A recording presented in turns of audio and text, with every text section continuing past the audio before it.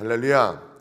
오늘 봉독해드린 말씀을 가지고 그리스도의 일꾼이 걷는 영광의 길, 이런 제목을 함께 은혜를 나누고자 합니다. 한번 같이 하실게요. 그리스도의 일꾼이 걷는 영광의 길. 오늘날 많은 사람들이요, 이 자기 증명이라고 하는 필요 속에서 살아간다고 이야기를 합니다. 많은 사람들이 그래서 자기 PR을 한다고 하죠. 어떻게든지 간에 내가 이렇게 살아가고 있습니다. 나는 뭐 이런 존재입니다. 뭐 내가 이런 위치에 있습니다. 그런데 여러분, 예수 그리스도를 믿는 사람들은요, 이 사도 바울이 그런 이야기를 하죠. 나는 그리스도의 종이다라는 말을 하죠. 로마서 1장에 그런 이야기합니다. 여러분, 그 종이라고 하는 말이 헬라어로는 둘로스라고 하는 말입니다. 둘로스라고 하는 말인데요, 이 둘로스라고 하는 말의 원뜻은 어떤 뜻이냐면, 둘로스는 종이 아니라 노예입니다. 그래서 영어 성경에 보면 servant라고 해서 종이다라고 이야기하고 있는데, 원래는 이 원어의 뜻은 slave, 노예라고 하는 이야기입니다. 근데 노예가요, 두 가지 종류가 노예가 있습니다. 혹시 우리 새벽님에 나오신 분들은 예전에 영화 중에 쿤타 킨테라고 하는 영화 기억나세요? 아프리카에서 이제 사람을 그냥 거의 막 짐승 잡듯이 막 총으로 막 잡아갖고 배에 이 밑에다가 사람들을 싣고 다 이 쇠사슬로 묶어갖고서는 미국까지 데리고 오지 않습니까? 데리고 오는 과정 가운데서 죽으면 사람을 그냥 물고기밥이 되게 그냥 바다에 던져버리고, 그러면서 사람들을 싣고 와서는 사람에게 값을 매겨갖고 노예처럼 팔죠. 그런 노예 말고요, 이 히브리 시대에는 어떤 노예가 있었냐면, 전쟁에서 한 국가를 침범해서 이기면 그 국가에 있는 사람들을 데리고 옵니다. 데리고 와서 노예로 삼는 거예요. 그래서 사실은 우리가 성경에 보면 이 누가라는 사람은 의사였음에도 불구하고 그가 노예 의사였다. 그러면 한 국가를 점령해서 데리고 온 모든 사람들을 데리고 와서 그 국가에서 의사가 있었다. 그럼 의사를 노예로 삼는 거예요. 병원을 차릴 수가 있었습니다. 그렇게 해서 노예가 되면 6년이 지나고 나면 이 성경에 보면 안식년을 가진다 그러죠. 6년이 지나고 나면 모든 노예가 해방이 돼요. 그런데 그 중에 주인을 너무너무 사랑하는 사람들은 노예가 아니라 그 노예에서 풀려남을 받는데 자기가 자원해서 그 집에 남을 수가 있습니다. 그럼 그때 어떻게 하냐면 이 귀를 잡아갖고 귀를 뚫어요. 뚫어서 내가 자원해서 이 집의 노예가 되겠습니다. 너무너무 주인을 사랑해서 내가 스스로 속박된 몸으로 살아가는 것, 이게 성경이 이야기하고 있는, 바울이 이야기하고 있는 나는 노예가 되었습니다. 그리스도의 노예가 되었습니다. 예수님이 너무너무 좋아갖고 내가 스스로 예수님께 메인 몸이 되었습니다. 이렇게 되는 겁니다. 자, 그러면 노예는 어떤 의미의 삶을 살아갈까요? 자기 자신의 어떤 의지를 살아가는 것이 아니라요, 주인이 시키는 모든 것을 감당하는 것이 노예입니다. 우리는 성경적으로 볼 때는 예수님의 종이 된 것, 예수님의 노예가 된 것은 어떤 거냐면 예수님이 시키는 대로 하는 모든 삶을 살아가야 된다. 이게 이제 오늘 이 본문이 이야기하고 있는 내용입니다. 우리가 예수님께 어떤 존재인가, 자녀로서의 삶을 살아가지만 너무너무 예수님을 사랑해서 내가 그냥 예수님께 속박된 삶을 살기에 그냥 자원하는 심령으로 간다, 이런 이야기를 하고 있는 거예요. 그러니까 여러분, 그런 사람은 자기 자신을 막 증명하려고 애쓸 필요가 있나요, 없나요? 없죠. 내 주인을 나타내려고 애쓰는 거죠.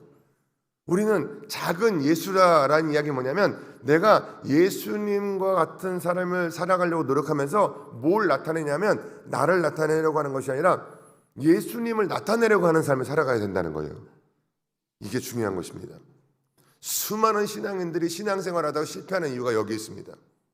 우리는요, 예수님을 이용해서 내가 잘 살게 되는 삶을 살아가는 쪽으로 나가는 것이 아니라 예수님을 나타내기 위해서 살아가는 사람들이에요. 오늘 그래서 이 실존적으로 우리가 지각해야 되는 건 뭐냐면, 우리는 예수님의 노예가 된 존재입니다. 여러분, 별로 듣기 유쾌하지 않으세요? 근데 사실 이것이 우리들의 정체성이 되어야 됩니다. 우리는 그냥 예수님만을 나타내야 되고 나 이외에 다른 것이 나타나면 안 된다는 것이죠. 그래서 첫째로 내 뜻을 버리고 주님의 뜻에 동참해야 되는 거예요. 그래서 8절과 9절 말씀을 다 같이 다시 한번 읽겠습니다. 모든 성도 중에 지극히 작은 자보다 더 작은 나에게 이 은혜를 주신 것은 측량할 수 없는 그리스도의 풍성함을 이방인에게 전하게 하시고 영원부터 만물을 창조하신 하나님 속에 감추어졌던 비밀의 경륜이 어떠한 것을 드러내게 하려 하심이라.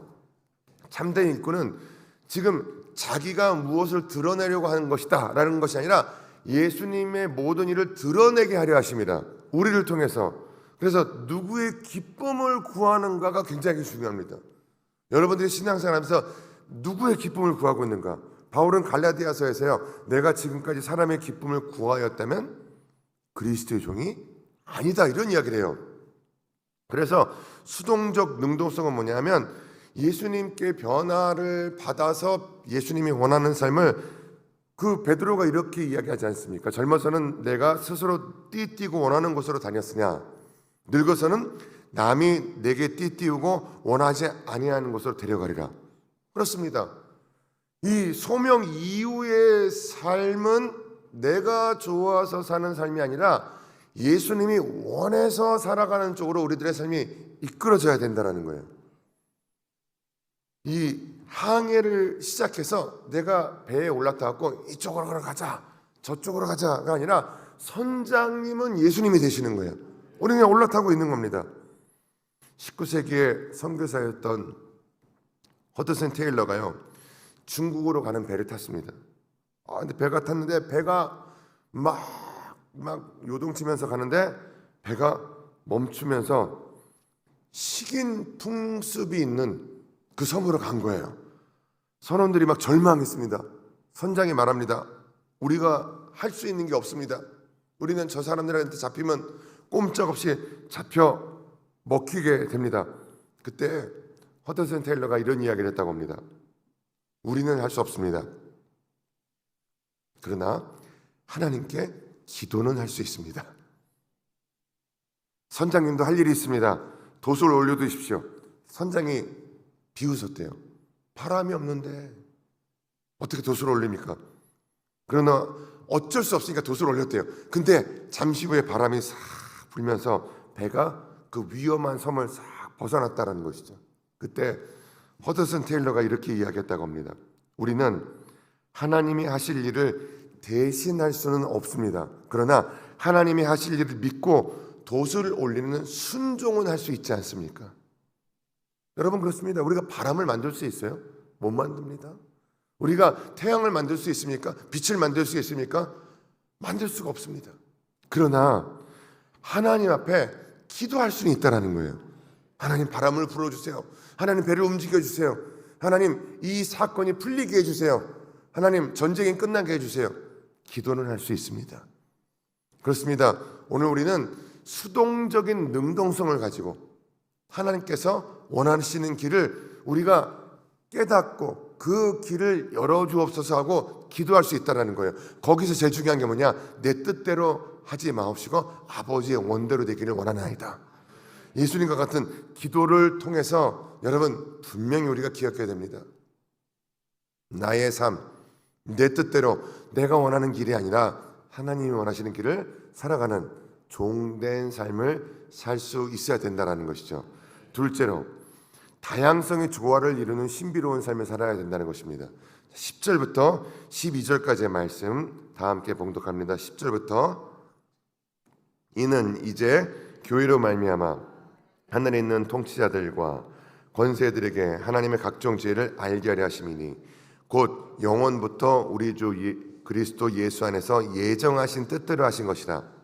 우리가 그 안에서 그를 믿음으로 말미암아 담대함과 확신을 가지고 하나님께 나아감을 얻느니라.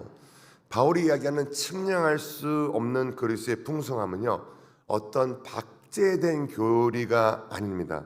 자격 없는 조건을 용납하시는 구원의 아름다운 것, 그리스도의 풍성함, 죄와 사망의 법에서 실질적으로 해방되는 그 법입니다. 창조주 하나님을 아버지라고 부를 수 있고요, 그분의 품에 투항할 수 있는 관계의 회복입니다. 이 풍성함에 구체적으로 헌신되는 자리가 교회입니다.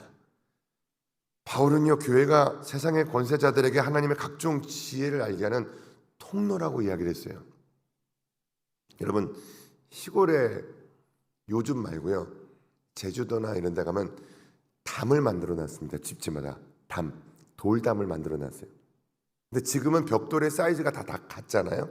근데 옛날에는 시골 담을 보면요, 시골 담을 쌓아놓는 돌이 크기가 다 달라요. 그런데 매끄러운 담이 아닙니다. 그냥 개울가에 가서 모난 돌을 가지고 오고 굴러 들어온 돌을 가지고 제 각각의 모양으로 담을 싹 쌌습니다.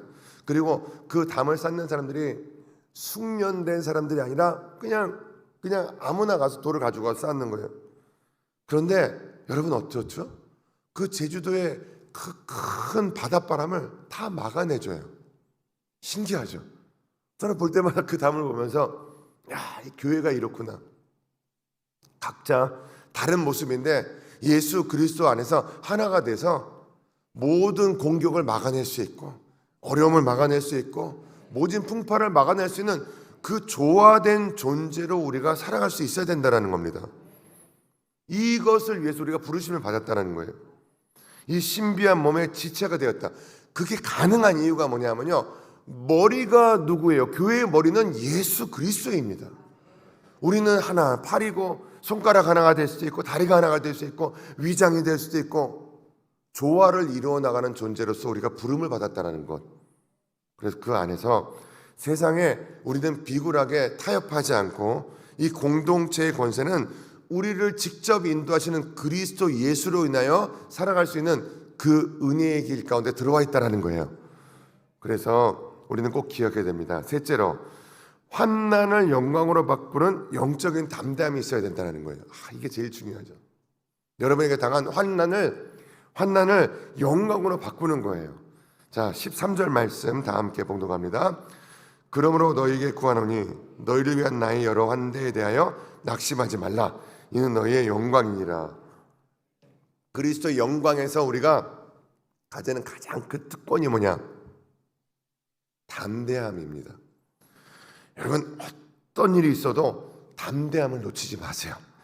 오늘 하루 담대하시고 내일도 담대하시고 하루하루 담대하게 사시다가 하나님 나라에 가는 겁니다. 저는 이게 너무너무 기대가 돼요. 모세가 하나님의 영광에 가득 차 있었습니다. 그런데 하나님의 영광이 가득한 그 회막에 감히 들어갈 수가 없었어요. 회막에 들어갈 때, 지금은 우리가 성전에 들어올 때 막 함부로 막 언제든지 마음대로 들어오고 싶을 때 들어오지만 모세의 시절에는 성막에 들어갈 때 아무나 함부로 아무 때 들어갈 수가 없었어요. 언제 들어가죠? 하나님이 부르실 때 들어갑니다. 자, 근데 구약에 한계가 있었어요. 하나님이 부르셔야 들어갈 수 있었어요. 근데 우리는 예수 그리스도께서 휘장을 찢으셨다 그랬어요. 언제든지 들어갈 수 있습니다. 언제든지 그리스도의 은혜를 우리가 받을 수 있고 누릴 수 있고 언제든지 기도할 수 있는 권세가 주어졌습니다. 그래서 우리는 이 은혜의 길을 걸어가면서 언제든지 하나님이 원하시는 때는 그냥 하나님의 주시는 감동만 있다 하면 언제든지 들어가는 거거든요. 그 담대함으로 영광의 길을 걸어가는 것은 여러분, 때로는 우리에게 하나님의 희생을 요구하실 때도 있다라는 거죠. 폴리캅이라고 하는 그 초대교회 교부가 있었습니다. 그분이 80세예요. 80세에 예수 그리스도를 전하는 그리스도의 일꾼이 됐다는 것이 들통이 났어요. 그래갖고 잡혀가갖고 그 당시에는 화형을 당했습니다. 화형을 당하니까 이제 그 화형틀에 묶여져 갖고 화형을 당해야 되는데 그 화형을 하려면 그 불을 놓는 군인이 있잖아요. 화형을 시키는 그 군인이 아무리 봐도 이 사람이 살아온 삶을 아는 거예요. 불을 놓을 수가 없는 거예요. 부탁합니다. 영감님 제발 부탁이니까 80세가 됐다라는 거는 그 당시엔 80세까지 사는 사람이 많지 않았습니다. 그러니까 이 80세 된 어르신을 보고 제발 한 번만 부탁입니다. 예수 안 믿는다고 말씀하시고 내려오셔서 그냥 이 화형틀을 벗어나셔서 예수를 열심히 믿으세요. 그랬더니 폴리갑이 그런 얘기를 했다고 합니다. 나도 그러고 싶은데 내 일평생 예수님이 나를 한 번도 배신한 적이 없으시다. 그래서 내가 예수님을 배신할 수가 없다. 여러분, 환난 가운데 있으시죠? 여러 가지 환난이 있습니다. 근데 그 여러 가지 환난 가운데서도 예수님은 우리를 결코 배신한 적이 없으시다라는 사실 기억하시길 바랍니다. 하나님께 영광을 올려드리는 삶은 뭐냐면 어떤 어려움 속에 있어도 예수님은 나를 배신한 적이 없기 때문에 내가 예수님을 배신하지 않는다. 사람을 향해서 보시는 것이 아니라 사람을 통해서 우리가 느끼는 것이 아니라 사람과의 관계 안에서 풀어나가는 것이 아니라 우리는 모든 문제를 하나님과의 관계 안에서 풀어나가야 된다는 것이죠.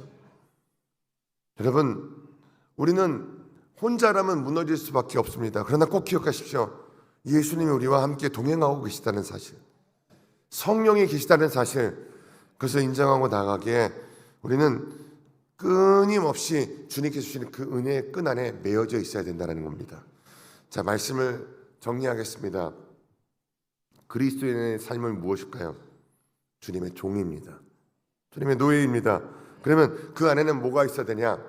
섬세한 공감이 있어야 됩니다. 예수님이 원하시는 삶을 살아가기 위한 그 담대한 마음을 가지고 살아가시면 여러분, 나머지는요 예수님이 책임져 주시는 거예요. 세상은 볼수록 매력이 있는 그리스도인을 갈망하고 있습니다. 요즘 세상의 지탄을 많이 받고 있죠. 그런데 저는 확신합니다. 우리 여러분을 통해서 세상은 그리스도인이라는 건 이렇게 매력적인 삶을 살아가는 삶이구나 라는 것을 확신하게 될 줄로 믿습니다.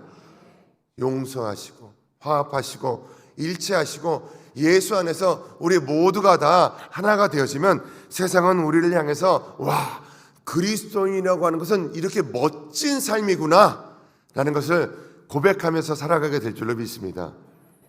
그 삶을 살기 위해서 우리가 부름을 받았습니다. 오늘날에도 멋진 삶을 사시고 예수님을 드러내는 삶을 사시고 담대한 삶을 사셔서 오직 하나님 앞에 영광 올려드리기에 부족함이 없는 삶을 살아가는 우리 모두가 될 수 있게 되기를 바랍니다. 기도드리겠습니다.